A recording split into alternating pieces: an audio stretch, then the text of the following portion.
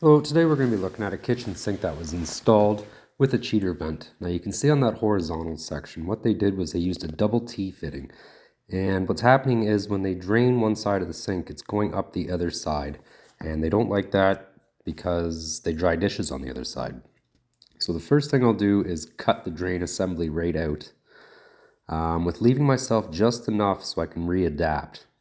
Now I don't like how this cheater vent is not approved and how low it is. I always try to get the cheater vent up as high as possible, and that'll just help keep debris from getting into the gasket. So you can see I've set up a Y fitting here. And the first thing I'll do is get my 90 and my T set up with trap adapters. And what that allows me to do is get a measurement in between. So what you want to do is measure hub to hub, and this is 1.5 pipe. So once you get your hub to hub, you measure or you add 1.5 inches. Next, what I'll do is just put a test piece on the P-trap arm, and that gives me my vertical measurement down to the P-trap. So again, I don't glue this piece. I use it so I can line up to get my horizontal measurement into my Y. And again, measure hub to hub and add 1.5 inches. So now that I've got those two pieces cut, this is where I actually glue things together.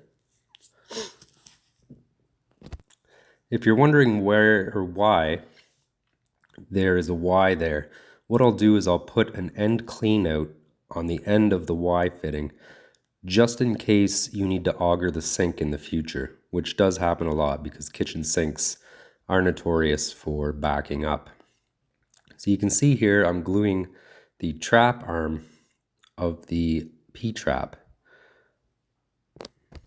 And what I like to do when I put a glued fitting in together, or a solvent weld as it's called, is I put it on a little crooked and then I turn it. And what that ensures is that I've got 100% seal.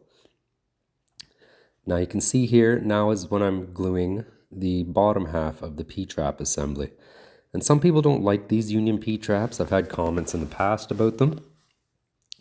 Some say they leak. I've never had an issue with them leaking. So in my opinion, they're great to use. Another quick tip is you can loosen off your trap adapters that connect to the basket strainer. And what that'll let you do is just tap that piece down like I just did, so you can swing your P-trap over.